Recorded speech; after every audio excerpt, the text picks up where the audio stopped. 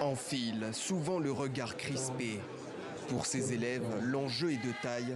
Réussir leur examen d'État, l'équivalent du baccalauréat en France.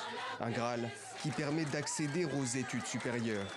Le coup d'envoi est donné avec l'épreuve de culture générale et la distribution est assurée par le gouverneur lui-même. Ce matin, il est venu rassurer les élèves. Le gouvernement provincial du Nord Kivu, en collaboration avec ses services techniques provinciaux et l'éducation nationale, que je loue son implication, a mis tout en œuvre pour encadrer et intégrer les apprenants pour tous les niveaux d'enseignement primaire, secondaire et technique. Car l'examen se déroule sous haute tension, en témoigne une importante présence militaire. Depuis fin 2021, dans le Nord Kivu, un conflit oppose l'armée aux rebelles du M23.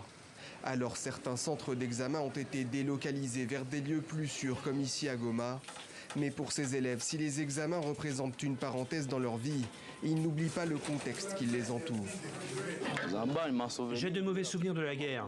Des bombes ont tué des gens chez nous à Rutshuru et j'ai peur que ces bombes nous tombent dessus ici aussi. Que le gouvernement fasse tout pour mettre fin à la guerre, qu'il fasse des efforts pour nous permettre de vivre aussi en paix comme les autres pays. Certains de ces jeunes Congolais sont enrôlés dans les groupes armés. D'autres sont déplacés à cause des combats et vivent dans une extrême précarité. Pour eux, la gratuité de l'examen ne suffit pas. Que le gouvernement mette fin à la guerre, car beaucoup de personnes sont décédées. Pour moi, il était très difficile de payer les frais de scolarité, mais nous remercions tout de même le gouvernement pour la gratuité de l'examen d'État. Dans ce camp de déplacés, les parents d'élèves ne demandent qu'une seule chose, pouvoir rentrer chez eux pour permettre à leurs enfants d'étudier dans un cadre apaisé. Ça ne suffit pas. Malgré la gratuité, les enfants n'ont pas toujours cette volonté de faire quoi? D'aller à l'école suite à une vie malheureuse qu'ils présentent. La solution alors, il faut qu'on rentre chez nous et toute activité, nous le ferons chez nous dans notre milieu local.